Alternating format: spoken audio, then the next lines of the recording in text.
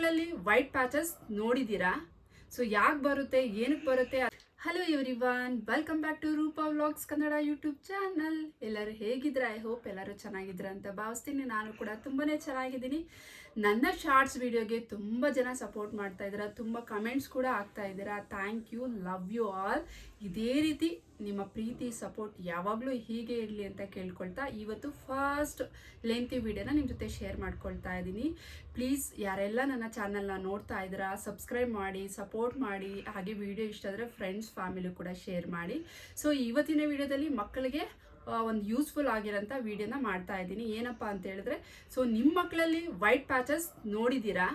So ಯಾಕೆ ಬರುತ್ತೆ, ಏನಕ್ಕೆ ಬರುತ್ತೆ, ಅದಕ್ಕೇನು ಪರಿಹಾರ ಅಂತ ಎಲ್ಲ ಇವತ್ತಿನ ವಿಡಿಯೋದಲ್ಲಿ ತೋರಿಸ್ಕೊಡ್ತಾ ಇದ್ದೀನಿ. ಒಬ್ಬಳು ಮಗಳಿದ್ದಾಳೆ, 7 ಇಯರ್ಸ್ ಅವಳಿಗೆ. ಅವಳಲ್ಲೂ ಕೂಡ ವೈಟ್ ಪ್ಯಾಚಸ್ ಇತ್ತು. ಸೊ ಹಾಗಾಗಿ ನಿಮಗೂ ಯೂಸ್ಫುಲ್ ಆಗ್ಬೋದು ಅಂತ ಇವತ್ತಿನ ವಿಡಿಯೋದಲ್ಲಿ ನಿಮಗೆ ಶೇರ್ ಮಾಡಿಕೊಡ್ತಾ ಇದ್ದೀನಿ. ಸೊ ಇದು ಯಾವ ಏಜಲ್ಲಿ ಬರುತ್ತಪ್ಪ ಅಂತ ಹೇಳಿದ್ರೆ, 3 ವರ್ಷದಿಂದ 12 ವರ್ಷ ಒಳಗಡೆ ಇರೋ ಮಕ್ಕಳಲ್ಲಿ ಈ ಪ್ಯಾಚಸ್ನ ಕಾಣಬಹುದು.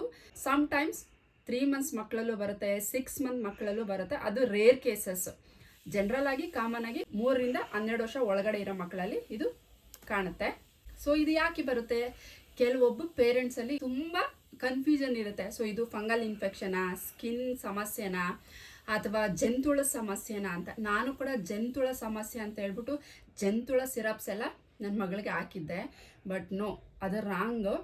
ಏನಕ್ಕೆ ಬರುತ್ತೆ ಅಂತ ಹೇಳಿದ್ರೆ, ಮಕ್ಕಳಲ್ಲಿ ವಿಟಮಿನ್ಸು, ಜಿಂಕ್, ಐರನ್, ಪ್ರೋಟೀನ್ ಎಲ್ಲ ಕೊರತೆ ಇರುತ್ತೆ. ಸೊ ಹಾಗಾಗಿ ಆ ಪ್ಯಾಚಸ್ ಅನ್ನೋದು ಕಾಣಿಸ್ಕೊಳ್ಳುತ್ತೆ. ಪ್ಯಾಚಸ್ನ ನಾವು ಎಲ್ಲೆಲ್ಲಿ ನೋಡ್ಬೋದಪ್ಪ ಅಂತ ಹೇಳಿದ್ರೆ, ಮುಖದಲ್ಲಿ ನೋಡ್ಬೋದು, ಚೆಸ್ಟಲ್ಲಿ ನೋಡ್ಬೋದು, ಹಾರ್ಮ್ಸಲ್ಲಿ ನೋಡ್ಬೋದು, ಬೆನ್ನಲ್ಲಿ ನೋಡ್ಬೋದು, ಮತ್ತು ತೊಡೆ ಭಾಗಗಳಲ್ಲಿ ಈ ಪ್ಯಾಚಸ್ನ ನೋಡ್ಬೋದು. ಸೊ ಇದನ್ನ ನಾವು ಪಿಟ್ರಿಯಾಸಿಸ್ ಆಲ್ಬಾ ಅಂತ ಕರಿತೀವಿ. ಓಕೆನಾ? ಯಾವುದೇ ಜಂತುಳ ಸಮಸ್ಯೆಯಿಂದ ಬಂದಿಲ್ಲ, ಇದಕ್ಕೆ ಹೋಗಿ ಜಂತುಳ ಸಿರಪ್ನ ತಂದು ನಿಮ್ಮ ಮಕ್ಕಳ ಮೇಲೆ ಯಾವುದೇ ಪ್ರಯೋಗ ಮಾಡಬೇಡಿ. ಇದು ಯಾವಾಗ ಜಾಸ್ತಿ ಕಾಣಿಸ್ಕೊಳ್ಳುತ್ತೆ ಅಂದರೆ, ಸಮ್ಮರು ಮತ್ತು ವಿಂಟರ್ ಸೀಸನಲ್ಲಿ ಯಥೇಚ್ಛವಾಗಿ ಮುಖದಲ್ಲಿ ಕಾಣಿಸ್ಕೊಳ್ಳುತ್ತೆ.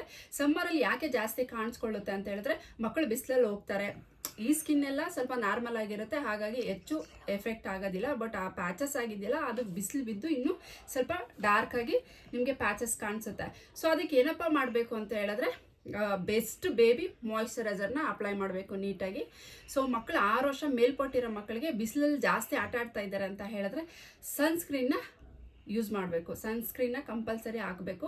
ಸನ್ಸ್ಕ್ರೀನ್ನ ಅಬೋವ್ 6 ಇಯರ್ಸ್ ಮಕ್ಕಳು ಮಾತ್ರ ಯೂಸ್ ಮಾಡಬೇಕು. ಬಿಲೋ 6 ಇಯರ್ಸ್ ಯೂಸ್ ಮಾಡಬಾರ್ದು ಸನ್ಸ್ಕ್ರೀನ್. ಅದನ್ನು ನೆನಪಲ್ಲಿ ಇಟ್ಕೊಳ್ಳಿ. ಮಕ್ಕಳಿಗೆ 1 ರಿಂದ 2 ಕಡೆ ಪ್ಯಾಚಸ್ ಇದ್ದರೆ ಸೊ ಅದು ಕ್ರಮೇಣವಾಗಿ ಹೋಗುತ್ತೆ. ಏನು ವರಿ ಮಾಡ್ಕೊಳ್ಳೋಂಥ ನೆಸೆಸಿಟಿ ಇಲ್ಲ. ಸೊ ಮೈಯೆಲ್ಲ ಆಗಿದೆ, ಜಾಸ್ತಿ ಆಗ್ತಾ ಇದೆ ಅಂತ ಹೇಳಿದ್ರೆ ಆವಾಗ ನೀವು ಸ್ಕಿನ್ ಡಾಕ್ಟರ್ನ ಕನ್ಸಲ್ಟ್ ಮಾಡಬೇಕಾಗತ್ತೆ. ಸೊ ಅದು ಬಿಟ್ಟು 1-2 ಪ್ಯಾಚಸ್ ಇದ್ದರೆ ವರಿ ಮಾಡ್ಕೊಬೇಡಿ, ಅದು ಕ್ರಮೇಣವಾಗಿ ಆದಷ್ಟು ಹೋಗುತ್ತೆ.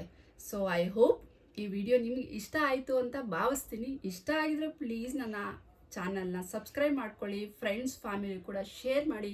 ಇದೇ ಥರ ಯೂಸ್ಫುಲ್ ವೀಡಿಯೋಸ್ ನಿಮಗೆ ಬೇಕು ಅಂದರೆ ನನ್ನ ಅಕೌಂಟ್ನ ಸಬ್ಸ್ಕ್ರೈಬ್ ಮಾಡ್ಕೊಂಡು ಇಟ್ಕೊಂಡಿರಿ, ಬೆಲ್ ಐಕನ್ನ ಕ್ಲಿಕ್ ಮಾಡಿ. ಸೊ ಮುಂದಿನ ವಿಡಿಯೋದಲ್ಲಿ ಮತ್ತೆ ಸಿಗ್ತೀನಿ guys. Love you all, take care, bye.